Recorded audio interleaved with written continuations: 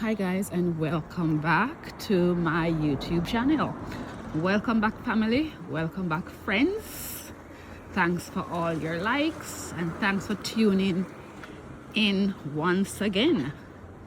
Well, on the topic, of course, unless you've been under a rock, you must have known what is going on with in Trumpland, and we all have an opinion. You might not agree with my opinion, I might not agree with your opinion, but at the end of the day, we all have our own opinion according to how the situation is developing. Well, you know that Trump went to war with Iraq a couple of weeks ago. I think about 6 weeks now, sometime in February. He went to war with Iraq against the advice of all the sensible people in the room, all the adults in the room, all the presidents before him that did not do it.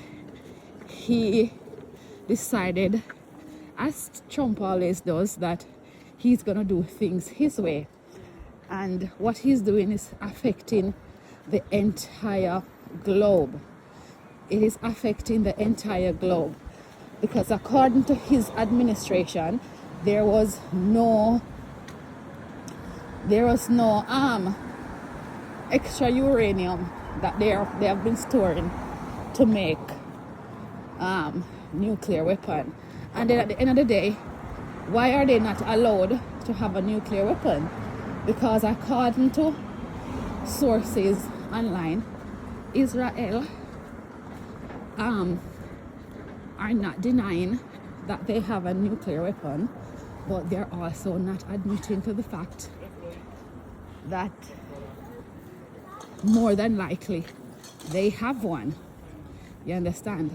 So if they, as the dictator of the world, decides who can get a nuclear weapon and who cannot get a nuclear weapon. You understand? That is how that regime works. And it's not just with this new president here. Sorry about the noise, that's some workmen. It's not just about this new president. America have been strong arming the whole world for as long as I know myself, and they have been doing it way before my time. That's just part of their strategic plan as to how they operate to serve their best interest, and they have this agenda that it's America first and who cares about anybody else. But what kind of mindset is that for you to have? But then again, you have these people, mainly Caucasian people, who will support this man to the detriment. And we shouldn't be surprised that these people operate like this, because a lot of things have been cancelled in the US because it would have benefited other groups of people, and they would prefer not to have it instead of having it and others benefiting from it. You want a more wicked set of people? And I'm talking about, if you guys didn't know, credit ratings and all those stuff, school loans, college loans, university loans. Why everybody have to pay it now? Go back and read into the history and you will find out why it is like this. And it doesn't matter what Donald Trump does. People both from the left and from the right agrees with a lot of his policies, because even the war with Iran, it was an illegal war according to them. Before the president can wage war on another country, he has to get congressional approval. So, as I was saying, the war in Iraq is illegal because according to their constitution, I'm not the one that says it's illegal. According to the rules that they have made, you have to go through Congress to get the approval of Congress before you can go to any war. Now, since this president has been in the office, Trump not go through no Congress. Trump does everything on his own. So he's raging the war on Iraq, an illegal war, because according to him, they have a big and mighty army and they can do whatever it is that they like because they have a big army. And a lot of people on the left, politicians as well, because I heard Hillary Clinton, not just Hillary Clinton, but I heard other people, prominent politicians on the left, they're saying they're happy that he took the Ayatollah out. But taking the Ayatollah out, but in what way? Because he had to break the law in order to carry out that plan. So what are they saying? Are they trying to convey that it is okay if you break the law to do something in the interest of the American people according to what they have done now? Because we have seen it blatantly in our faces, like one set of rules for this country and another set of rules for the other country. America is able to do whatever it is that they want because of their military might. And countries like the European countries, especially Britain, countries like Britain, they have relied on the US for such a long time, even though these people know what each other can be like. It's like they're still hoping and saying, okay, this other person is not going to do that. These people have been waging war against each other from Wapikil Philip. These people almost wipe out the entire population of Europe because of them war. So they are known for being a warmonger. So how Britain so careless for let their military run down and not spend enough on their military because they said they're going to have America to be fighting with them, or because they have this great friendship. According to them, they have this great relationship. I don't see where that great relationship is, because if you don't do what Daddy Trump says, then you're going to be in big-ish.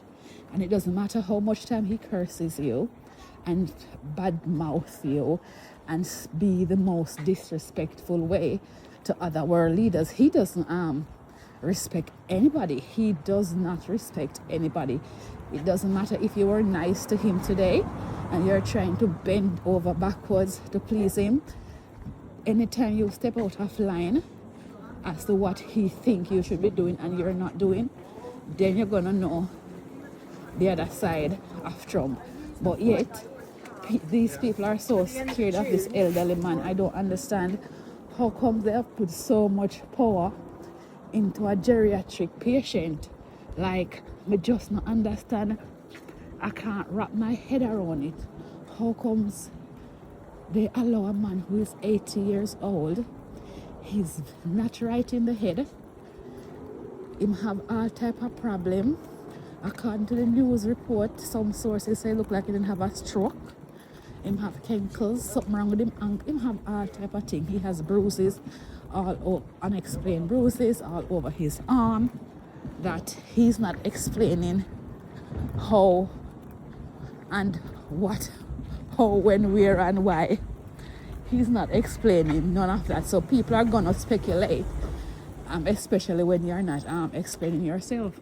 And with the Epstein file, no, I'm not touching on the Epstein file, I talk about the war in Iraq. So Iran, he's waging, not Iraq, Iran. He's waging this war in Iran to kill over 90, to wipe out the whole civilization. That's what he says. And that's according to this, according to the records, Iran is population is over 90 million. So how would you even think of saying that? Prior to that, you were telling these same people that you say you're going to wipe out now, you were telling them to go and protest and take back whatever rights that have been taken from them. So how is it that now you're the same one who is saying you're going to blow up the entire population? You're not even saying that you're going to target the government people them. You're going to target everyone, and then you think that that's okay. Donald Trump is something else. Let us just listen to some of these things, and I'll get back to you. Peace. We see the same president who attacked the Pope putting images of himself online as if he's Christ. This is a deranged man. This is a man that should have no connection to being commander-in-chief.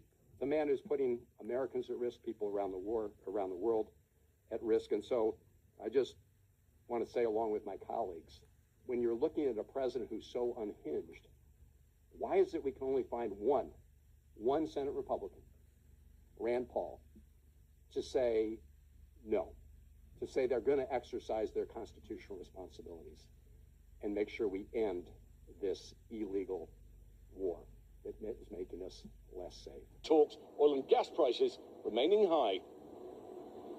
This morning, the US Navy blockading Iran. 16 US warships are now enforcing President Trump's order to stop all ships entering or departing Iranian ports and coastal areas. 2 tankers under US sanctions turning around as the restrictions went into effect. The Rich Starry, though, now appears to have successfully made it through the Strait of Hormuz, one of 3 ships to cross today. But now, the Wall Street Journal reporting that Saudi Arabia is reportedly warning the US that Iran may retaliate by cutting off oil transport in the Red Sea, a waterway for Saudi Arabia's oil exports. This coming as it appears the US and Iran could be trying to head back to the negotiating table for another round of talks before the end of the 2-week ceasefire. Overnight, Vice President J.D. Vance, who led the failed negotiations over the weekend, insisting progress was made. The big question from here on out is whether the Iranians will have enough flexibility, whether the Iranians will accept the critical things that we need to see in order for things to get done. President Trump saying talks broke down over Iran's nuclear ambitions. And now he's threatening to seize Iran's highly enriched uranium one way or another. Iran will not have a nuclear weapon, and we're going to get the dust back. We'll get it back. Either we'll get it back from them or we'll take it. A source familiar with the negotiations telling ABC News the US has now proposed a 20-year suspension to Iran's nuclear program, rather than the permanent end the administration has insisted on earlier. According to the New York Times, Iran's countered with an offer of a 5-year suspension, though there's no word on the administration's response. Since the start of the war, the president promised this conflict would last only 4 or 5 weeks. Now, with the war entering its 7th week, a fragile ceasefire is in place as oil and gas prices remain high, with no relief in sight. Well, Secretary of State Marco Rubio taking part in talks in Washington, D.C. today between Lebanon and Israel to try and bring about a ceasefire there. Meanwhile, a Pakistani security official telling ABC News no fixed date, no venue set for any resumption of talks between... Let me be pretty blunt. The American people are poorer and less safe because of this president. He got us into a conflict without a strategic goal, without a plan, without a timeline, without an exit strategy, and at this point, he is just flailing. Tried to get us out through a negotiation the other day. The vice president spent 21 hours, and at the end of that negotiation, I understand that the president was at a UFC fight, enjoying the evening with his Secretary of State. In what world does that make sense? That's how serious he is taking this. We have 13 dead Americans. We have 13 families out there that don't have fathers and mothers and brothers and sisters. There are 150 dead Iranian kids and probably in excess of another 1,000 Iranian civilians needlessly killed. our magazine depths are somewhat depleted. PAC-3 rounds for SM-3s, THAAD rounds, or PAC for Patriots, SM-3 rounds, THAAD rounds, other munitions. We've spent billions of dollars, and this president does not have a plan. And now his latest thing is he's going to completely close the Strait of Hormuz and continue to drive up peace negotiations with Iran. But then just an hour ago, President Trump posted, if Iran doesn't agree to peace, the greatest military of all time, ours, will F Iran right up their Strait of Hormuz. Assalamu alaikum, you crazy bastards. Now, I completely made that up. But isn't it kind of disturbing that you all totally believe that he had posted that?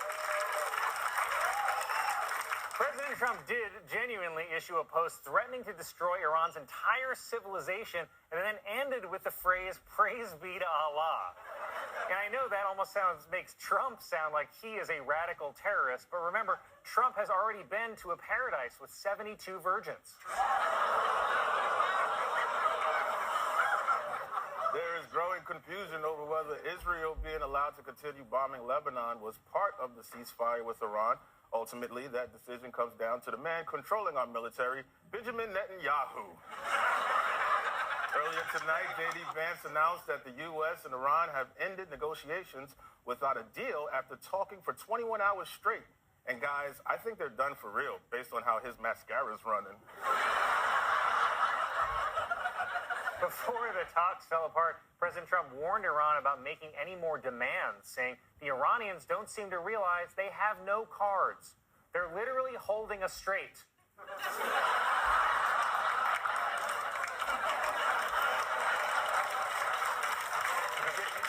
J.D. Vance was asked about Iran's right to enrich uranium, and he made kind of a weird analogy. Watch. My wife has the right to skydive, but she doesn't jump out of an airplane because she and I have an agreement that she's not going to do that because I don't want my wife jumping out of an airplane. What the hell are you talking about?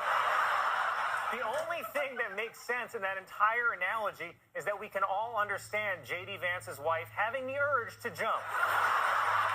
As simple as he's under the control of Netanyahu. But, you know, you could summarize it that way and you wouldn't be totally inaccurate. And again, we know this because the single biggest mistake Trump or any American president in my lifetime has made was going to war with Iran in an effort to change its regime. I want to ask you about the British Prime Minister, Sir Keir Starmer, was criticised by the US President. He said, this is not Winston Churchill we're dealing with. Do you think Keir Starmer has made the right calls in this war? I don't think Keir Starmer makes any calls about anything. I mean, Keir Starmer's not. Well, he did make a call about this. Obviously, right? Okay. No, Keir Starmer is every bit as enslaved as Donald Trump is. It is illegal. It is a crime for which you can be arrested in Britain right now, criticizing Israel. If you say you're for Palestine action, you can be arrested. A lot of people have been arrested. So, in other words, it is not legal in Britain to criticize another country. That is not true. And in terms of this war, I'm specifically asking... I'm sorry, what is not true about that? Have people not been arrested in Britain for criticizing Israel? They certainly have been. There's videotape of it. If I may, Palestine Action is a prescribed group. It is banned. Therefore, people have been arrested. Why is it banned? That is correct. Why is it banned? I'm asking you a question specifically about Keir Starmer and the decisions because the Israeli government wanted it banned. I often criticize Britain, but I love Britain. As I said, I have family there. And I don't think that Britons understand just how badly they've been shafted by the United States. And I am ashamed of that, and I hope that we will do everything we can to rectify it. I hope that our next president strikes a far more conciliatory and cooperative tone with Britain and tries to help Britain because it has a lot of problems that will be very obvious by the next time there's a presidential election in my country. You have said that you have been called anti-Semitic because of your opposition to the US joining Israel in fighting this war. Yes. In March, senior Republican Senator Ted Cruz said anti-Semitism is being spread by loud voices, the most consequential of whom is Tucker Carlson. Republican Congressman Randy Fine called you the most dangerous anti-Semite in America. What do you say to that? Of course I'm not an anti-Semite, and that's why they're calling me one. Because my position on Israel has nothing to do with the religion or ethnicity of Israelis. It has everything to do with decisions made by its government that hurt my country. And so in order to avoid having that debate, the fastest and most expedient way to end it is by calling the person trying to raise it a bigot. And I just don't think that works anymore. I mean, I am going to point out, I probably don't need to because our audience can see and hear for themselves. Pretty much everything that you've said in our conversation, Tucker Carlson, you have put at the door of the Israeli government. Now, to some people, that will be evidence that you are anti-Semitic. You are anti-Jewish. Oh, I know. I'm very anti-Semitic and anti-Jewish. Well, first of all, the state of Israel does not speak for all Jews at all, despite its claims. It does not. There are many, many Jews, many of whom I know, who don't think the Israeli government of Benjamin Netanyahu speaks for them. No, I'm speaking of the government, not religion. I wasn't suggesting that. Hold on. Because I wasn't suggesting that. Of course you were suggesting what that. I was suggesting was that a lot of the I've been in things this that you business discussed longer today, than you, and I understand what a slur looks like. And you're attempting to call me an anti-Semite in a passive-aggressive way. Some people would say that. Well, I'm responding to your slur and saying that it's untrue. It does not apply to me. Doubtless there are anti-Semites who don't like Israel. I'm not an anti-Semite. I don't hate Israel. The Israeli government, this is documented, and I saw it personally, steered the United States into a war that hurts the United States and the world. I'm offended by that. I didn't want it, and I'm mad about it now. I have every right to feel that way. That does not make me an anti-Semite, despite your insinuation. And I think it's important that I say that. And by the way, I hope that you run this. I can't control whether or not you air this exchange. I hope that you will, because I think it's important to push back against slurs like that, because they limit our ability to understand what's actually happening. This is not an attack by Jews on the United States. This is Benjamin Netanyahu moving the United States to do something he thinks will benefit him, but that does not benefit us. It's that simple. Become this pinch point, hasn't it? It's become the geographical focus of this war, and ships getting through or not. Now, the Mail on Sunday is reporting that the US are saying, well, it's still closed because Iran can't find its mines. Well, yes, that's what the story says here. I mean, the Americans, in the situation of insulting the Iranians about absolutely everything, aren't they?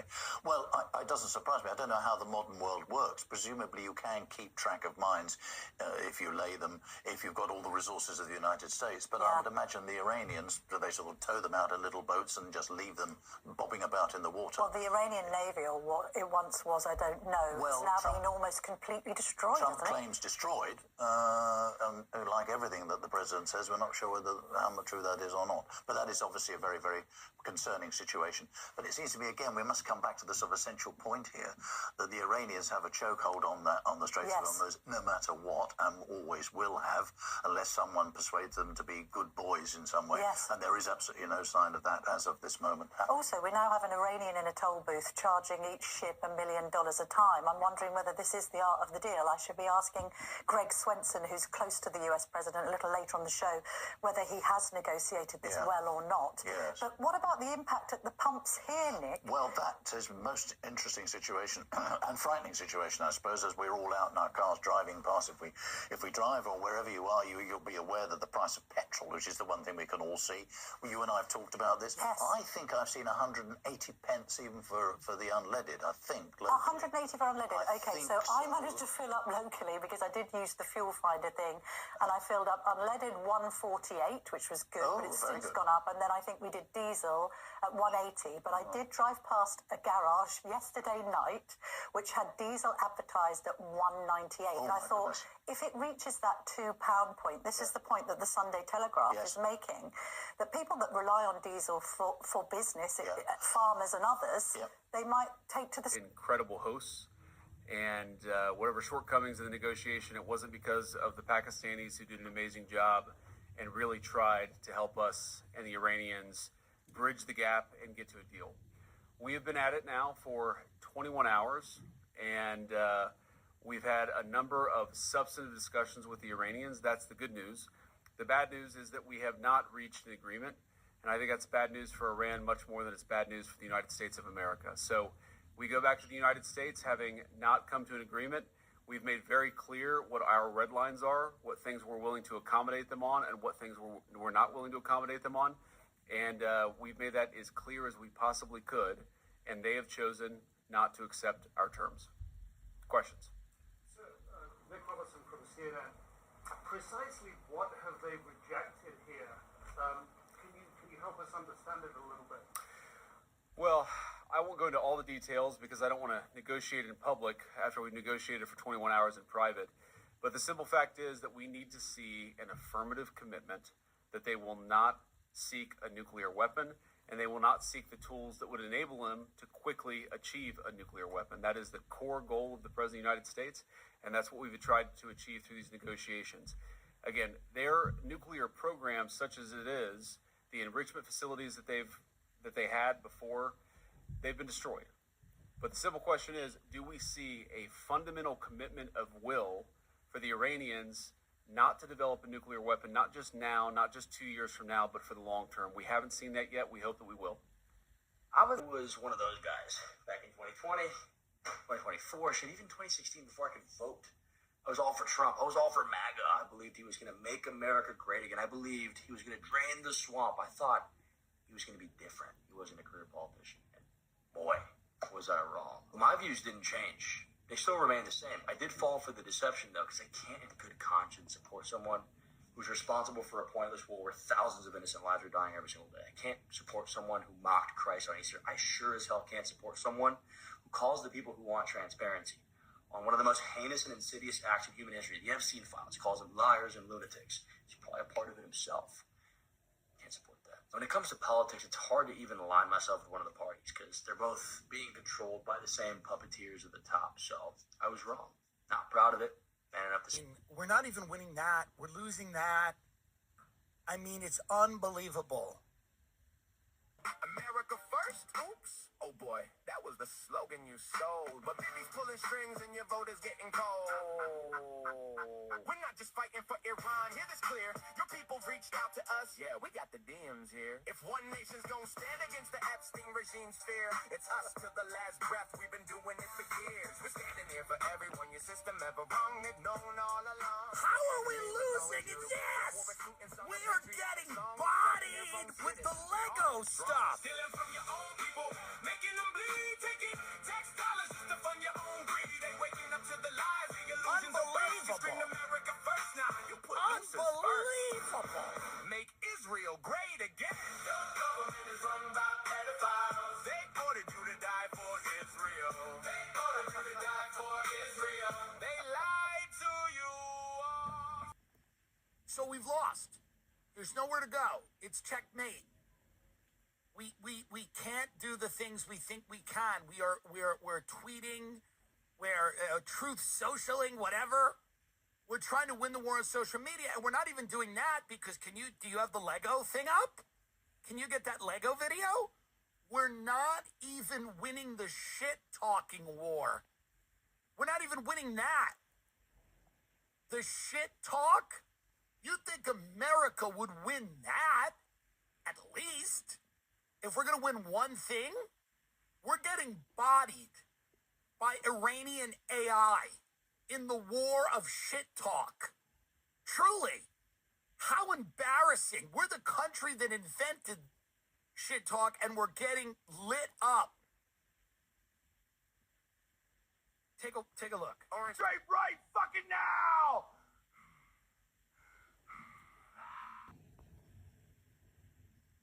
Don't fight it, Donnie. We've been bonded since the 90s. We don't want those tapes to come out now, do we? Call Tucker Low IQ. Tell them that Candace is unattractive. And call Alex Jones a nut job. I've given you war. I've given you chaos. I've done everything you've asked me to. Asked? Silly Donnie. I don't ask.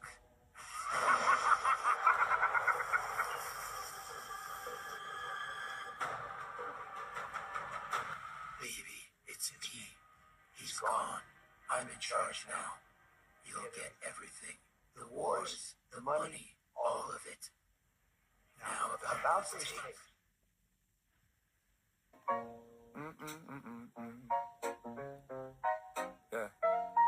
Yeah. He on the phone talking tough like a sitcom. Dad, all caps in the chat. Little finger so mad. Bomb this, hit that. Like a board game brag. While the map got names that he barely can flag. Golf cart general. Tweet side strategy. Talking about war like it's brand new batteries. Change them, charge them. Quick clip fantasy. Meanwhile, kids duck, dust, breathe gasoline. He say maximum pressure, that's a phrase, not the plan. Heard it from a guy who heard it from a man. Oil on the brain, camera in his hand, turn the whole coastline to a campaign ad. Loose lips, tight sanctions, whole world watching the tantrum. Talk big from a gold top mansion, but you can't bomb your way to an answer. Loose lips, tight sanctions, real lives under those captions.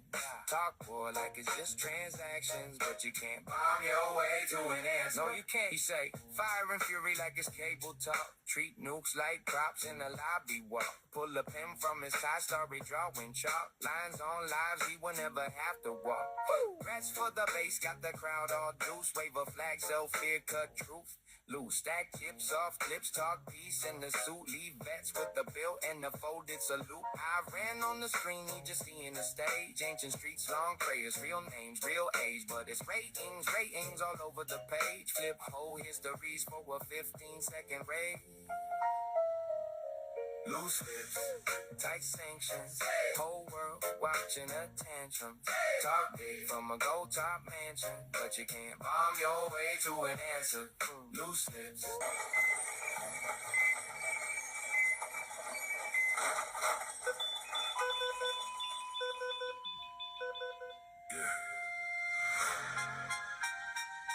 Yeah.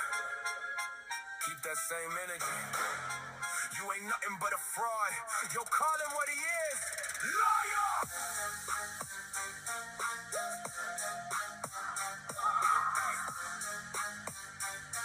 Yeah. Hey, loser, come closer. I'm the exposer. Fake billionaire, your whole empire opposer. You step down. Another liar takes the crown. The whole system is a circus. You're just a clown. You drop fake news, sitting high in your tower. Morally bankrupt, just drunk on the power. You're fired. Played your last trump card. No more aces, boy, you're discarded. Look in the mirror.